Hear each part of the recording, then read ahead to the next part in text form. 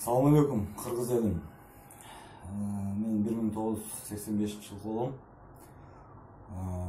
Ош областынын Чоңлай районунун Чак айылынан болом.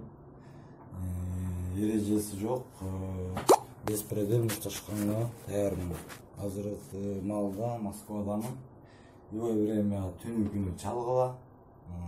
Номурумду калтырып кетемин. Азыр өзүм 65 килограмм чыгамын.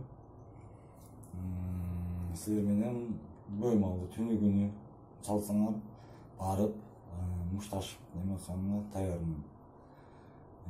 Эрежеси жок, мушташканга даярмын. Түнү күнү чалгыла, бөлмалда мушташабыз.